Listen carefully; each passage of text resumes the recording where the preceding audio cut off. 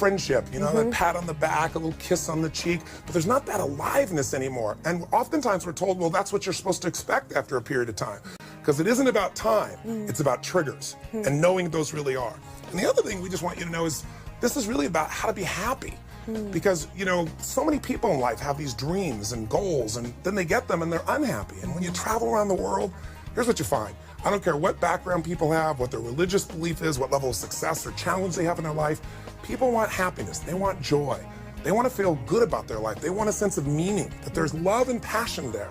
That maybe there's something in your life that you've done that you know has made a difference for someone you love. Nothing feels greater than that. And also knowing someone loves you so much, they're so passionate for you, that your life has a different level of meaning.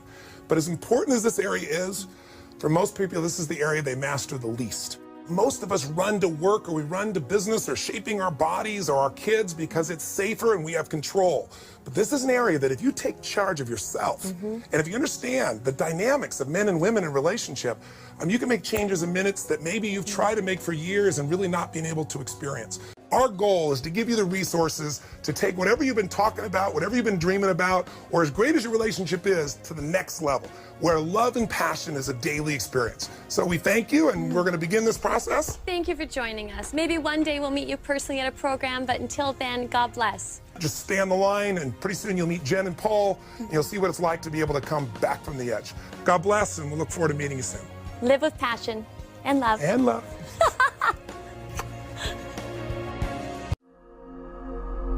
I'm sick, I'm fed up with feeling this way. It's unfair to her. And Sage. Happy Valentine's Day, everybody. Listen, we just want to reach out this week and remind you what you already know, and that is no matter how stressful your life can be, whether it be the economy or kids or your business, ultimately what makes you feel alive is love. Love and passion together. We're incredibly passionate about this subject, and you know, love is something that you certainly just don't take for granted, and something that you consciously create every moment, every day of your life. And we're proud to say that we have 12 beautiful years together. Yeah. So we're just here to share some fun tidbits with you. So it's actually our 12th anniversary, and one of the things that we found is we meet couples, and very often people say, you guys seem like, you know, you're newlyweds, or they'll ask us, did you guys just get married, which we're really proud of after 12 years. But it's not a matter of time that makes that difference. If you're single, one of the reasons that people find themselves in a relationship that they're unhappy with is they're filtering today's relationship through the past. And one of the things that we've done for anybody we're going to help is get you to clear the decks of the past and step into who you're with right here and right now. That can start to create a difference. Because in the beginning of a relationship, what were you willing to do for that person? Anything, right? Anything, whatever it takes. Now after a few months or a few weeks or a few years, all of a sudden you're saying, you know, would you take out the trash? And in the beginning you're like, whatever you want, the trash, I'm happy to do it for you. Now it's like, you know, what do I look like, your janitor? So learning how to be able to create that aliveness again and not filter your partner through an old story is one of the most important things you can do to have a passionate relationship. It's true, and that, you know, the love and the passion, that intimacy happens in this moment. And this moment that's transpiring right now is the only thing that's real. So giving your partner the gift of living in today and living in this moment and creating something that's magical and beautiful from this place, there's no greater gift. I also think that if you think about it in the very beginning of a relationship, the very things you're most attracted to, very often when the relationship goes bad, you reject the things that you loved. You know, in the beginning you may have been very, you know, enticed by this person because they seem very mysterious and quiet, and now you're pissed off that they're quiet all the time. Or in the beginning you thought, wow, I love them because they had so much energy and passion, they just took over the room, and now you're like, why do they have to talk all the damn time? You know, don't they ever shut up? But one of the things that happens in relationships is if we don't realize that what we're attracted to in the other person that we think is so different than us is just another part of ourselves that we're not actively utilizing. And if you don't use your partner to trigger that awakening inside yourself, eventually you resent them because you resent that a part of yourself is being shut down. And I think you both have, you know, certainly when we first met, there's little crazy pieces that drive each other crazy, but to shift those to actually appreciations. And one of the gifts we certainly give each other is rather than having that irritation, to actually be humored and to be playful about it. So it just breaks the pattern and creates, you know, just brings an aliveness and a playfulness to the relationship. You like the fact that my wife needs to have, you know, 9 hours of sleep and eat about every 15 minutes. It doesn't the fact bother me that my anymore. husband only needs actually 4, and I beg him to go to bed at night. After 12 years, that's still something that transpires in our daily life of our relationship, me begging for sleep and food. Yes, I know. But anyway, here's our point. if you want to have an extraordinary relationship, it really requires you to get outside of yourself. We all know that. When you really fall in love with somebody, it is really about what can I do for you versus what are you doing for me. The end of a relationship is when you're evaluating what they have done versus what you've done. If you've got a scorecard, you're on your way out. And that doesn't mean it can't be turned around. You know, the heavy of relationship can be eliminated when you step into that mode of giving. And interestingly enough, when people are attracted to each other, though, you don't have these problems. Because when people have that sense of attraction, that energy, that sensuality, that sexuality, what happens is you have filters. You laugh about things that you'd be upset about before. So all the research that we found and all in our own lives and literally the hundreds of thousands of couples we work with is we can tell you all these things we're talking about, but ultimately you need more passion. Because lots of couples actually have love, but they don't have the level of passion they want, and there's an emptiness, there's a missing energy in their life. And so for us, the secret is really to unleash that again.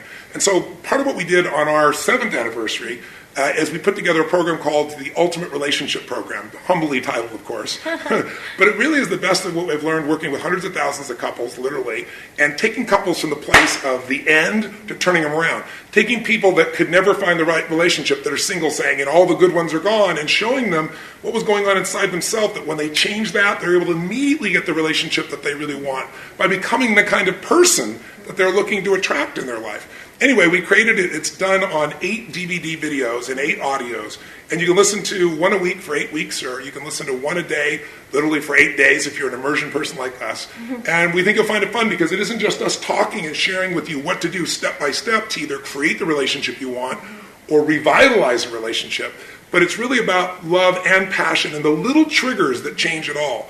So I know sometimes it's like, will it really be valuable for me? So during Valentine's Day, we're doing a little special where you can try it risk-free for $15 for 30 days, literally $15.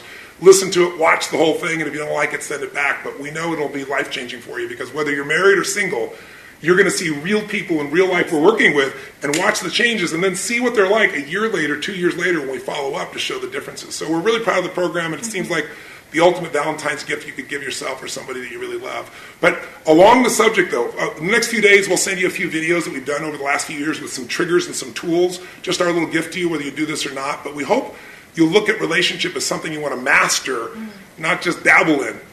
It doesn't just come naturally. Great relationships don't interrupt you. They've got to be pursued. They've got to be created. They've got to be protected. And you've got to keep that passionate part alive.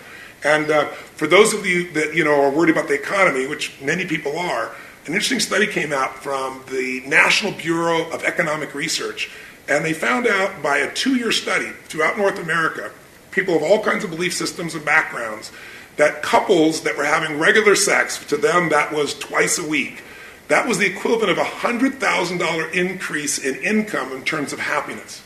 Literally, couples that were stressed out, if they just increased their sex life, couples that went from once a month having sex to once a week having sex, it was the equivalent of $50,000 of additional income. So if you can't change your income real quick, you could do this a lot quicker. You could have the energy there real quicker. And then there's the health benefits. There's so many health benefits. It was fun when we were exploring this, actually. There's one through CNN that they just did a recent study. And actually, having sex up to twice a week, it's equivalent of burning, ladies, 50 calories. And over a month's period of time, that's like a 7-mile run. It's 3 times a week. 3 times a week, yes, 3 times a week. Of course, the guy's going to point that out. But it's the equivalent of 7 miles of running. Which is just extraordinary. So I don't know how many of you would rather, I don't know about me, but I'd certainly rather a bed over running shoes. So it also increases your immunity, your active target cells in the body up to 30%.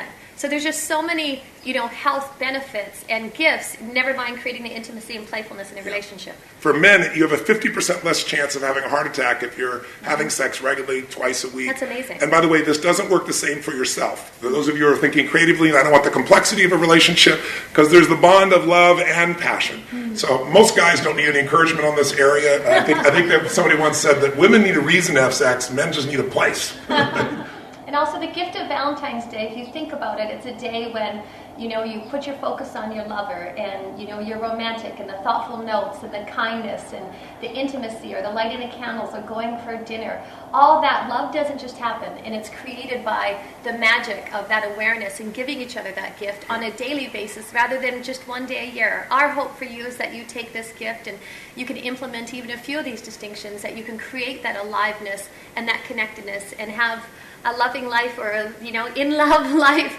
for a lifetime after 12 years for us, and many of you I know that are on this path, whether it's just in the beginning or after 40 years. Love can be given and ignited in a moment, and same with passion.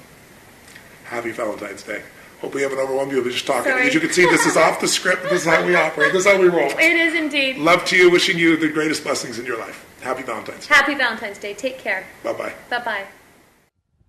Happy Valentine's Week, everybody. It's Tony. Happy Valentine's Week, everybody. We love love, and we're here to just share some insights and tidbits with you for this week. And this is my girl, Sage. My bunny Pearl. Hi. Listen, Valentine's Week is such a beautiful time because it makes people think about the one they love instead of all the busyness of their life. And we all know what's most important to us in a life is love and passion and aliveness. But unfortunately, that stuff gets set aside trying to schedule everything else in. We're even working here to do this little video, and they're in the background here waiting to continue some construction on the building next door. Just life keeps happening. It does. So our hope for you this week is that you decide to make it not just Valentine's Day or Valentine's Week, but you decide there's going to be a part of you and a part of your partner in life, whether you found them or the one you're pursuing or the one you're already with, that you're going to start to cherish at a different level. Absolutely. And while that may sound corny, we've got some skills. We just spent some time in Hawaii for 7 days with our platinum partners, and we went deep. We were with couples that were absolutely gone. How would you describe some of them? Some of them totally in love, some of them over the top, but how would you describe the experience, honey? It was, it's amazing to be able to take a relationship that truthfully doesn't feel that passion and doesn't feel that intimacy and that love, and in a moment to be able to decide something new. And that's what happened over and over and over again in Hawaii. And so you're going to be able to experience a taste of that. And we're just here to say that this weekend, Valentine's Week, remember, it's about waking up. It's about waking up to adoring your partner at such a different level and celebrating your partner. And, it's crazy because on Valentine's Day, we do so much that's romantic and that's thoughtful and that's creative and go out of our way. And it's about bringing that magic and that love and that thoughtfulness and that sincerity and waking up to your partner's needs at such a different level, because it really is in the little things that, just create that depth of love. It's also just deciding to set a stake in the ground, Yes. a standard for going forward, that this is not just Valentine's Day, but your life. Absolutely. People get what they accept. People get what they tolerate in themselves and in each other. And most people in a relationship are thinking about what they're going to tolerate in the other person. But in our relationship, I think the beauty and the passion and all the juice that I've gotten to experience in our relationship with my girl is because I hold myself to a higher standard than she could ever expect of me. And I think when your standard and focus is about yourself instead of about your partner, about how do I show up more, what am I here to give? In the beginning of a relationship, people's whole focus is how do I light them up? I want to do anything that lights them up. And it makes you feel incredible to light your partner up.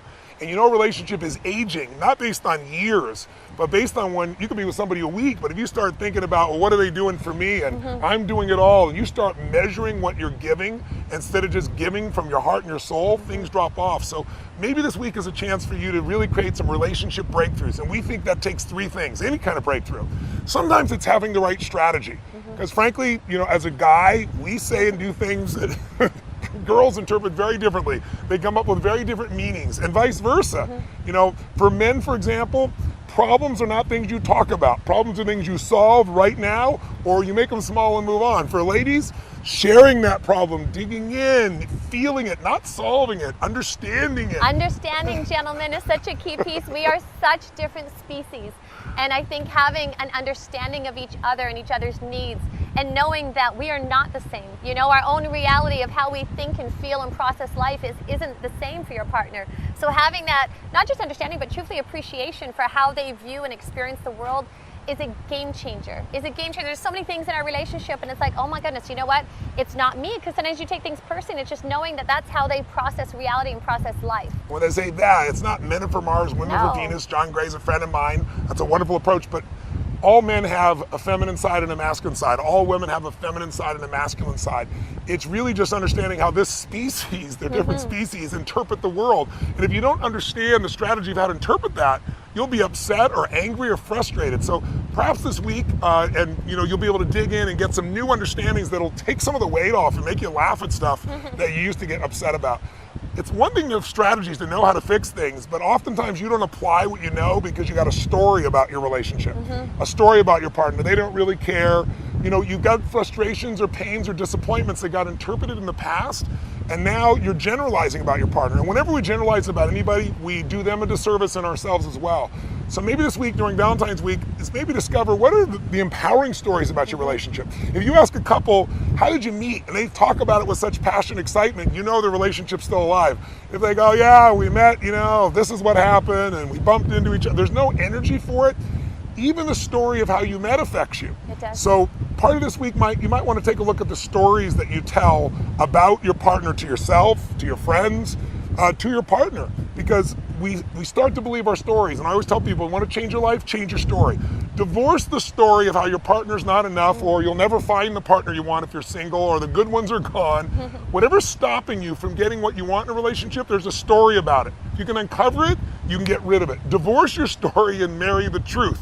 The truth is always something that will empower you much more. And that truth of that magnification, remembering, it's like one of the gifts that we give each other, and especially actually at a time like this, like Valentine's week, is actually reliving those moments, reliving the magic and appreciating the magic. And it's just, I don't know, it infuses into your life rather than looking and letting those stack up for you become frustrations. And the story knowing that this man, I was born to love this man. I love that story. And God gifted me for all that I've done with millions of people, the good I've done. This has been the gift of my life that I've gotten from that. I believe that's my positive karma. That's the core story I believe about this woman. And that produces a love and a commitment and a devotion to each other that gets through any of the other BS that shows up when you get caught up in the daily stresses of things. So rewrite your story. What is your love affair, and who are you for the one that you love? And if you're single, it's time to rewrite the story of who you are and the one that you're going to attract, because whatever we focus on, wherever energy goes, wherever focus goes, energy flows. So your story controls the energy of your life. If you think all the good ones are gone, it's self-fulfilling. If you're overweight and you aren't losing weight, the strategies are there, but you're not doing it because you go, I've tried everything. You haven't tried everything, not all the good ones are gone, and your partner who's right with you, if there was ever a passion, that passion can be brought back to life with the right strategies, but first you got to have the story that says it can. The last one real fast and we'll go is, the most important part of a relationship is the state you're in. We always call it the state of the union. What's the state of the union? If two people, independent of each other, are in peak states about things in their business, their life, their career, and they meet together, it's a great relationship. If they're both in kind of a so-so state, eventually the relationship's so-so. If they're both in a crappy state, pretty soon it's a crappy relationship. What people want is when we meet somebody, we get attracted to them because they change our state, they change the way we feel, and we get excited and want to be with them. Are you putting yourself in a state when you're with the partner in your life or the person you want to attract? Are you really in the state that would make them want to be with you like they would be in the beginning? Most people are noticing what the other person isn't doing, but the most important thing is you're going to interpret your partner in really negative ways when you're in a lousy state. You ever been mad at somebody about something and you found out later on you were wrong? It was just the state you're in. So we have so many tools for changing state, and we work at it. We do, and I'm giggling about this one because state, my husband always says I'm the most loving human being on the planet until I don't eat, then he calls me Godzilla. So from from a state perspective, be aware, sometimes truthfully, we will even, if there's a stacking or we have a frustration, we will literally, it's like, you know what, we need to change our state. We'll go drink some water, we'll eat something. Just taking a breath from what's happening in that moment, so it allows your physiology to change, so you're not like bringing that to the table in that moment, because that can just cause, if you're both frustrated and those two frustrations are just going together, it's like literally, we will, physically just, it's like, let's do something physical. We'll jump in the pool. It sounds crazy, but it actually, like, you come out and you feel different, and feeling different, your physiology, you experience a different reality. When you're stuck in a relationship, you're stuck because you're stuck in a state. People get stuck in the future, or the future's not the way they want it to be in their head, or something had happened in the past. The best thing is to change something in the present. Physically change it, drink some water, have something to eat, jump in the river, do whatever you got to do, because in the right state, you and I both know if there's any love there, you will transform and come back and solve the problem. But in the wrong state, good people, the right people in the wrong state will mess up the relationship. So if you want to have a breakthrough, this week, look at some of the strategies for understanding, appreciating, and changing. Look at what triggers you to feel attracted, because this week's not just about love, it's love and passion. Because if all you have is love, you have a friendship. Nothing wrong with that, but if you have an intimate relationship, then there's passion there. So what are the strategies to trigger that, the masculine and feminine energy, the dance of it? Take a look at some of those this week. Take a look at this week as your own story. Take a look at your state. And we're going to introduce some little videos this week for you, just our gift to you. And then at some point, there'll be an offering for you to continue your education with us. We have our Ultimate Relationship Program, and they'll have some kind of special offer for you. And that's, if you want to continue this journey with us and really expand things, please take advantage of that. But the first thing we want to do the next day or two, maybe they'll put it on this video, I don't know how they'll do it, is what we call the 8 to be great, which is, what are the laws of love and lust? They're different, love and passion. What makes you love somebody doesn't always make you excited by them. Sometimes you just want to snuggle. What makes you excited doesn't always bring out love. How do you trigger both of these in the same relationship? And ignite that. Ignite that passion, ignite that love, ignite that attraction. And you can turn on in an instant. And that's what we really share. You know, for us, we are each other's best friends. I mean, there's literally, we share everything together. And yet, to have that and to have that intimacy alive, to have that and to have that level of attraction, that's where it's a game changer. It's a game changer of a level of love and excitement and anticipation to really share your life together. And fun. And fun. Like we can call each other Godzilla and we just roll with it. Godzilla. I'm never intense. What are you talking about? He's a cupcake. Anyway, I'm a total cupcake. Happy Valentine's Week. Yes. We hope you enjoy some of the stuff we're sending you. We hope it's helpful for you. We know it will be if you take the time, and hopefully we'll get a chance to meet you in person someday at an event, or hear the story of how you've changed your life and changed your relationship. Either created the one you really want or taken the one that you're in to a new level. God bless to you. Happy relationship, and if you don't deal with them, they start to break down, damage, and in some cases actually destroy or kill a relationship. And they're little things, but they add up really quickly. So let's get right to it. The first one is loss of attraction. Now, when you think about attraction, a lot of people say, well, that's not the basis of a relationship. But when you look at a relationship and you're talking about an intimate relationship, the only difference between an intimate relationship and a friendship is intimacy. And when that loss of attraction is there, when that energy, where you don't feel desired isn't there, it starts to affect the relationship. And a lot of times it isn't what you think it is. You know, sometimes we as women, we're so hard on ourselves. You think it's the way you look, or you might think it's your body, or might think it's something else. With Tony and I, sometimes, you know, if there's something going on in our life, and maybe I'll feel more tension, and, you know, I'm in more of a masculine mode and from a business perspective, and it's amazing. In a moment, that polarity can shift. In a moment, and vice versa on Tone's side as well. It's just unbelievable how that shift can happen in a moment. And on the other side of it, it can happen in a moment just to switch that fire back and that light switch back on. That's absolutely right. The chemistry is instant. Instantaneous. I mean, it's like magic. Or a woman who goes from being tight and controlling everything, more masculine, to letting go and being truly free, and then her radiance flows. So attraction can change in seconds. What really is important, though, is if you consistently feel like there's a loss of attraction in the relationship, it changes your filter on each other's behaviors. It does. And it goes to the second stressor now. All of a sudden, with a loss of attraction, there's an increase in irritation, there's an irritation. People start to get very often where they get emotionally stacked, like little things start to bug them. And in worst case, they get to stonewalling. So we'll give you an example. There's 4 R's that we talk about that actually this came out of a couple of our friends who are both relationship experts who got divorced. But they learned from that experience, and they both were trying to figure out what destroyed their relationship. And they were sharing with us, and they said, well, the first thing is there's that initial resistance, you know, where somebody says something or somebody does something, your partner does it, and you're like, oh, you know, wish they wouldn't do that. But you don't say anything because, you know, it's not appropriate to say anything. It's not that big a deal. But if you don't deal with the resistance level... And you don't, we always call it speaking the unspokens. If you don't speak the unspokens and you don't speak that resistance, then that resistance becomes the next, and it becomes a little bit deeper, which is the resentment. And all of these unspokens and the anchors and the stackings, they all go deeper. Yeah, and what happens when it starts to become resentment, the way you kind of know that is you start going, why does he or why does she always have to tell that story? Or, you know, why is he always late or she always late? And why do we have to go through this? But you still don't necessarily say much at that stage. It's true, and you feel an emotion sometimes. You just wake up in the morning and feel a charge, and you don't even know where it came from. And it's just that built up, what it was, resistances that you didn't deal with. And by the way, the resistances may have just been your stuff. Absolutely. But the fact that you didn't come and say, gosh, honey, I know this is my stuff, but I was kind of reacting to this thing. It's not you, but I just want to tell you, I got to shift this, or would you help me with this? If you can just talk about it, it's different. But if you don't, that resistance turns into resentment. If that resentment isn't dealt with, it starts to show up as rejection. That's when somebody starts going, why do you always do that? Or they, you know, when you overreact to somebody, you're not reacting to this moment. You're reacting to the fact that it happened again in your mind. And so people, by the way, when you start rejecting them or being really overly harsh, they don't know why you're doing this. And so then they feel really wounded. They tend to then reject you back, and it spirals it even worse. Crazy 8 that happens, or the rejection of, you know what, I'm out of here. And, you know, in that space, there's words that are spoken that it's just, there's that emotional charge.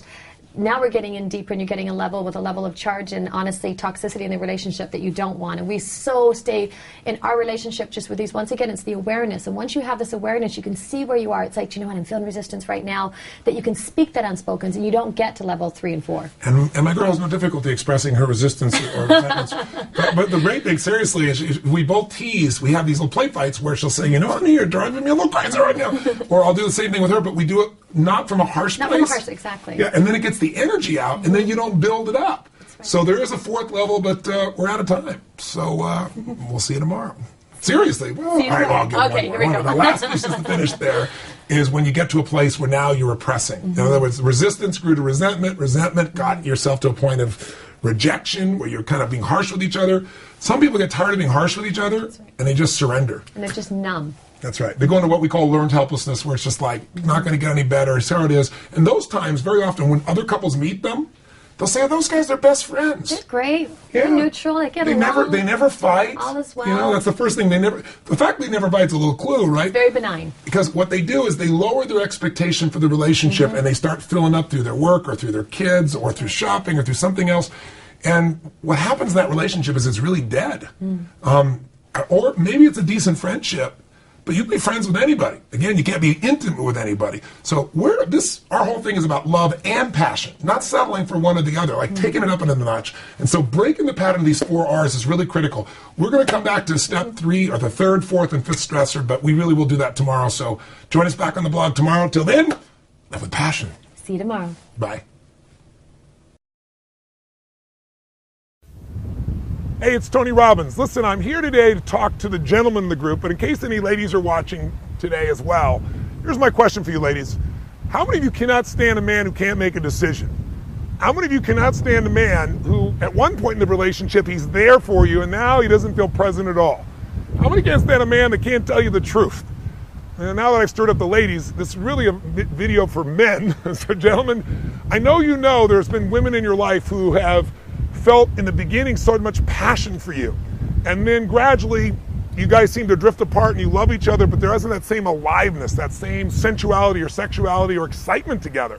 And a lot of men think that's women that creates it. I would argue to you gentlemen that if you and I take responsibility and we dig underneath and we understand what the triggers are that make women turn off, then we can turn them back on, and not by some stupid technique, but by the thing that affects most women the deepest, and that is your presence. Most women are starving for a man who's present. What does present mean? It means the man who is right here with me 100% right now. His mind isn't doing 20 other things. And I know, gentlemen, it's hard to be present when a woman is talking to you and she's talking about so many things so quickly very often that don't relate, because a woman's brain has something called diffused awareness. It means they take in everything all at once. It isn't multitasking. It's literally transitioning. Not even transitioning, experiencing multiple conversations and people at one time, whereas men tend to focus on one thing at a time. And when a woman starts doing that, most men's brains click in and they try to focus on one thing they can handle, and they're no longer present. If you're in your head and you're not connected to that woman, she doesn't feel that presence. And presence is what opens a woman. Presence is what causes a woman to open to you sensually, sexually, emotionally, her heart, her soul, the whole 9 yards. Ladies, correct me if I'm wrong. There is nothing more powerful than presence when there's real love involved. So, and often women will respond to a man who doesn't even love them, but who's present for them, where they feel like there's nothing else in the world but me right now. And gentlemen, you know how to do that when you're in the zone in sports. You are so present. When you're in the zone trying to solve a problem, you were so there. And you probably were so there when you were pursuing this woman. But if you can train yourself to bring that presence back on a regular basis, you can own your woman like she's never been owned, where she will literally melt to you. And I don't think most women who are feminine would argue with what I'm sharing with you right now. If they do, they can not only talk back to the video, they can write some comments down below wherever this thing is posted. So what makes women also feel you're not present is when they feel like you're not honest. And most men are truly honest, but they just don't want to deal with what they call the shit. That must be the technical term, right? The shit they get for telling the truth because she disagrees about it. And men get worn out by words. Men were happy to resolve it, but then finally they'll just say, yeah, okay. When you say, yeah, okay, and it's not really okay with you, you're not present. So she gets even more animated. See, most women, they don't want a pleaser. They would like to be pleased, but they don't want to please her. A pleaser is trying to do anything they can to make things work. They feel there's no presence in that man. He has no center. He has no strength. They may like him, but it's going to be hard for them to respect him. And if she doesn't respect him, there's not going to be a lot of passion. And if him is you, that's a real problem. You and I both know, whether you're a single man who's meeting women or whether you're in an intimate relationship. So I thought maybe what I'd show you is one example of how women perceive dishonesty, as men perceive it as just leaving things out so they don't have to deal with more challenges, and how to deal with it differently. And I can tell you that verbally, but it might be better to witness it. We were in Hawaii recently, and there was a gentleman there sharing with us that he has so much difficulty just dealing with his wife. She wants him to do things like do the dishes, and he says, I run a business, and if I don't do the dishes, she doesn't feel like I love her. And I said, well, then why would you just do it at times? He goes, I do at times, but it's like every time. And so she'll ask me, am I going to do dishes? And I say yes, and then I don't do it, and then she gets mad at me, and I said, yeah, because there isn't anything authentic. I said, why don't you play your wife right now, and let's talk about whatever she's upset about, and I'll just be me, but I'll be you. In other words, I'll be myself if I was you.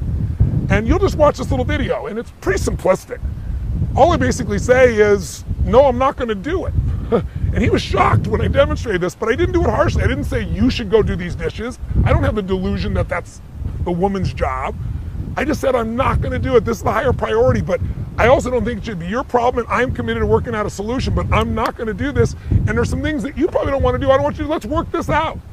It's coming from a place of congruency. And people can feel when you say what you mean and you mean what you say versus when you're placating. So I know this is third grade at one level, like we all know this intellectually, but knowing it intellectually and doing it is the difference between having a passionate relationship and a relationship where you're constantly accommodating each other.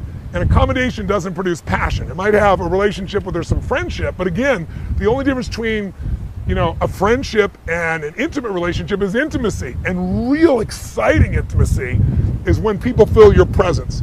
Feeling the dishonesty will take it away. So watch this quick little video, real simple, and see what you get out of it, gentlemen. And think about if you might use that same sense of presence that's already inside you, that you use in business or sports with that woman, and not let the past wear it out. You might be surprised. Women very often, when they feel that strength, it excites them to see you have a standard and you're not going to be swayed.